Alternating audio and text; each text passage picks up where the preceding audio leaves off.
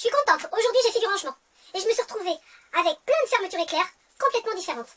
Il faut vraiment que je finisse par comprendre comment ça marche. Il y en a qui ont des dents super épaisses, d'autres des plus petites, il y en a c'est d'un côté, il y en a de l'autre côté du curseur. Il y en a elles s'ouvrent de chaque côté. En fait le truc c'est que je sais jamais quand est-ce qu'on utilise quelle fermeture. Puis des fois j'ai des problèmes avec pour des petits curseurs, pour des... Là, l'autre fois la vendeuse elle m'a dit « Vous le voulez au mètre ?» Et il y a un curseur tous les 50 cm. Mais ça je m'en sers à quoi en fait? Quelle différence avec les autres? Ah, si vous pouviez m'éclairer, je pense que ça me servirait puis peut-être à d'autres. Ok Marie Pâquerette, je relève le défi et je vais vous expliquer comment fonctionne cette super invention qui date d'environ 1913. Alors c'est parti pour vous aider à choisir votre fermeture éclair en fonction de votre ouvrage.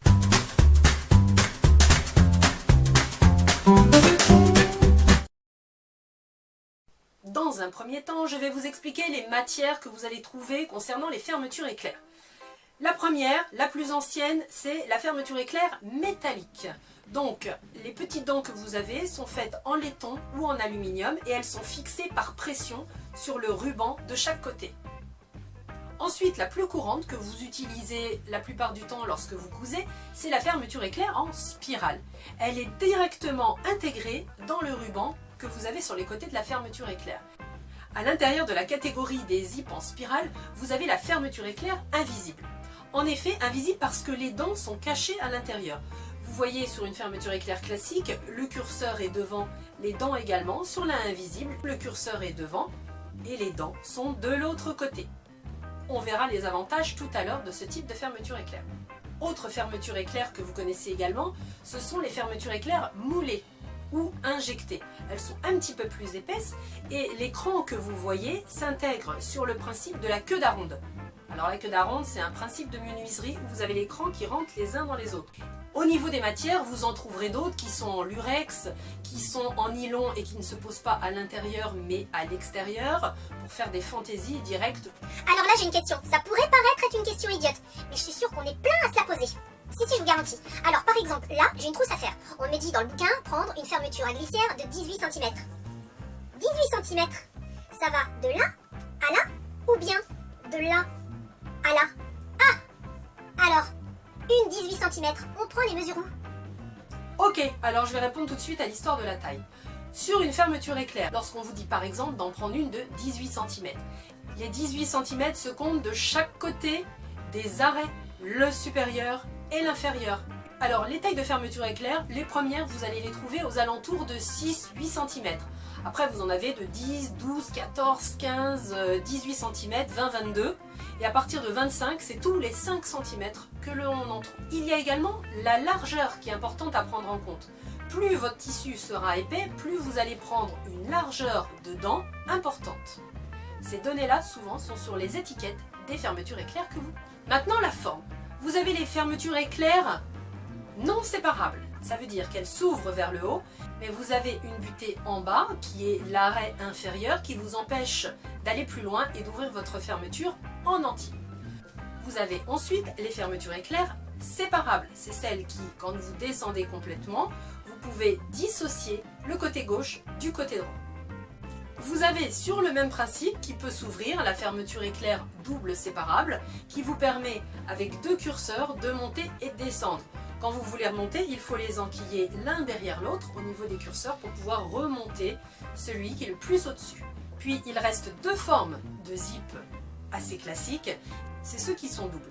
Le premier, vous voyez, fait que les curseurs se rassemblent vers le milieu et vous allez pouvoir ouvrir sur les extrémités, mais vous ne pourrez pas les séparer l'un de l'autre, ils seront toujours raccordés par les curseurs qui sont au milieu. De l'autre côté, sur le côté droit, vous avez également des curseurs sur le même principe, sauf que l'ouverture va se faire au milieu. Vous ne pourrez toujours pas séparer les deux morceaux de ruban, mais par contre vous aurez une ouverture centrale. Ce que vous trouvez également, ce sont les fermetures éclair au mètre. Quelquefois, c'est plus rentable financièrement de pouvoir acheter des fermetures au mètre. Vous avez des curseurs tous les 50 cm, donc ça équivaut à acheter des fermetures éclair qui font une cinquantaine, soixantaine de centimètres. C'est intéressant de les utiliser quand par exemple vous avez plein de coussins à faire ou quand vous avez un canapé à recouvrir. Eh bien ça vous permet d'avoir un zip tout le long. Les curseurs, vous les enlevez, puisqu'il y en a un tous les 50 cm et que vous avez besoin de 2 mètres de zip, vous enlevez plusieurs curseurs et vous en gardez deux par exemple qui vous serviront à ouvrir et à fermer. L'avantage, c'est que vous pouvez avoir des très grandes longueurs sur lesquelles vous zippez ce que vous avez à zipper. Les fermetures éclairs au mètre sont principalement à faire de façon non séparable. Vous ne pourrez pas avoir quelque chose qui se défait totalement à la fin.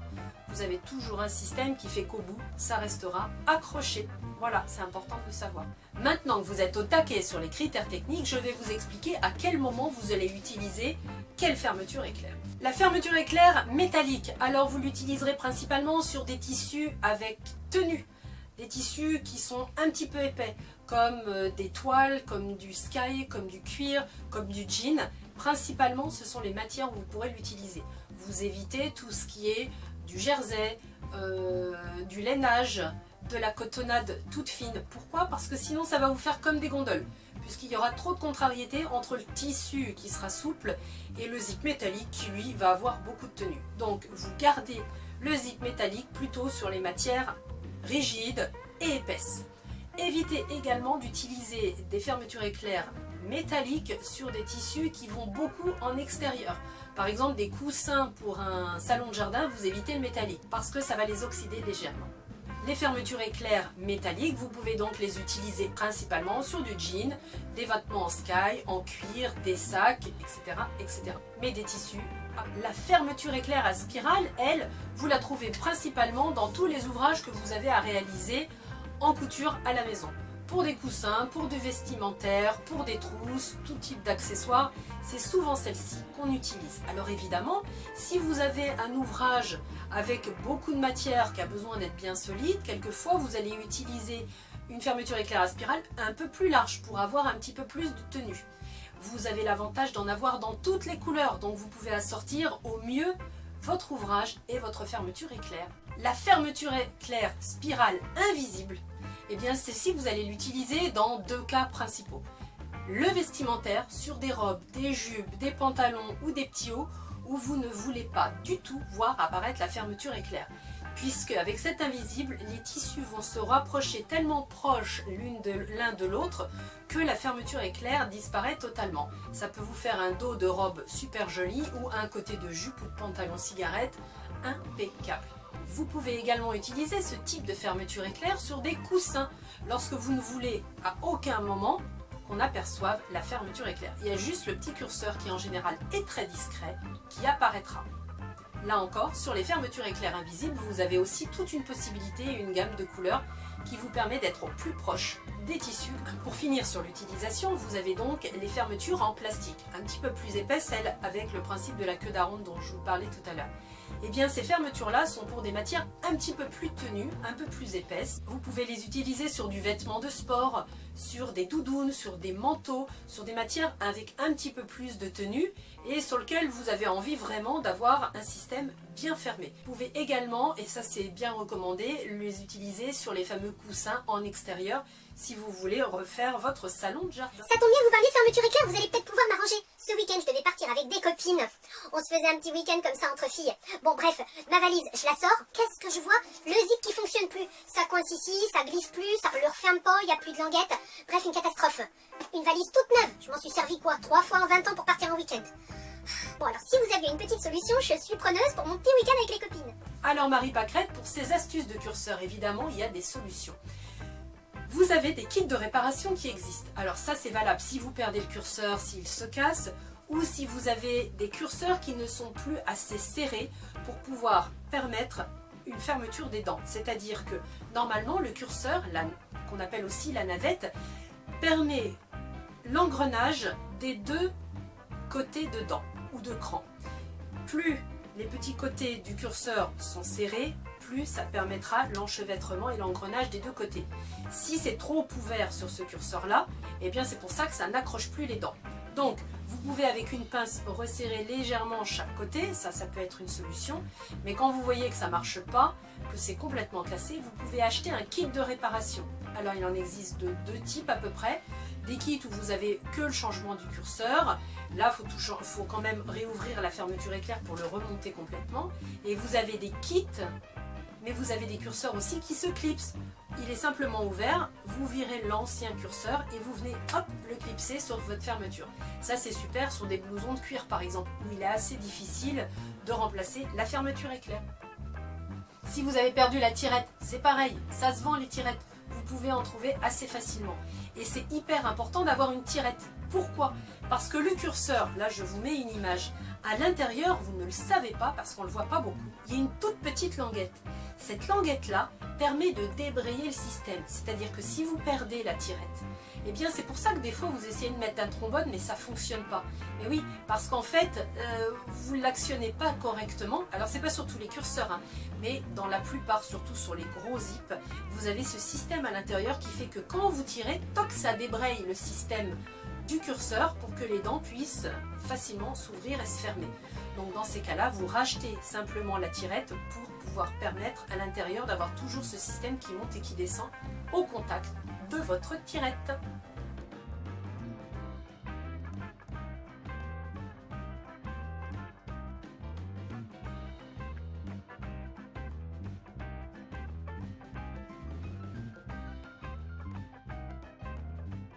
Je fais une petite parenthèse, toutes ces fermetures éclairs là se posent avec des pieds de machine différents. Évidemment, chaque marque a son pied de machine. L'avantage c'est qu'il y en a certains qui s'adaptent sur plusieurs. Donc là je vous mets des images pour vous montrer un petit peu tout ce qui existe comme pied spécial couture de fermeture éclair. Il y en a même des spéciales fermetures éclair invisibles. Dans certaines marques, vous ne trouverez que ces pieds-là pour les fermetures éclair invisibles. Il faudra que vous en achetiez pour les fermetures éclair classiques. Ces pieds sont faits en fait pour permettre de coudre un petit peu plus près des dents, parce que sinon vous avez trop de matière sur le pied classique en métal ou en plastique en fonction de votre pied et ça monterait sur les engrenages et là ça déstabilise le pied, vous ne pouvez pas coudre de façon régulière. Donc les pieds à fermeture éclair sont faits pour coudre le long des fermetures. Quand sur un ouvrage vous avez une fermeture éclair, attention, vous ne passez pas le fer à repasser, vous prenez le risque de faire fondre les dents et votre zip sera complètement coincé. Autre chose, quand vous cousez, si vous faites une couture trop près des dents, votre curseur ne peut plus agir puisqu'il va coincer et emporter votre tissu à l'intérieur. Donc c'est important de faire une couture qui soit un petit peu décalée. Sauf dans l'invisible où au contraire elle est fabriquée pour que vous soyez au plus près des dents. Mais là c'est son mécanisme et sa forme qui vous permet d'être au plus proche et de ne pas buter dedans.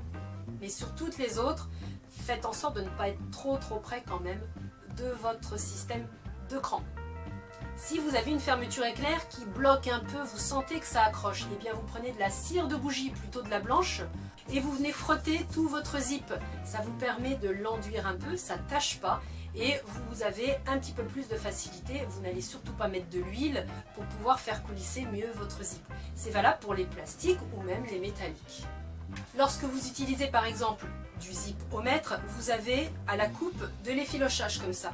Eh bien n'hésitez pas, comme on est souvent sur du polyester, vous le coupez bien, vous prenez un briquet et hop, tout doucement comme ça,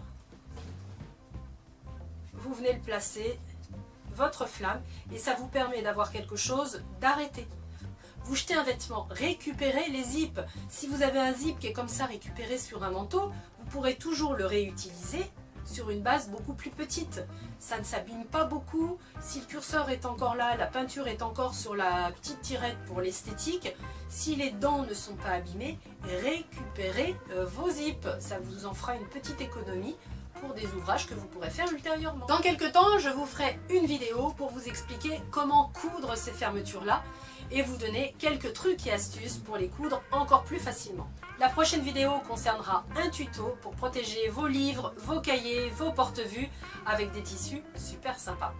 En attendant, pensez à vous abonner et à activer la petite cloche, comme ça dès qu'il y a des nouvelles vidéos avec des trucs et astuces, vous n'en raterez pas une miette. Je vous dis à bientôt et bonne couture, bye bye.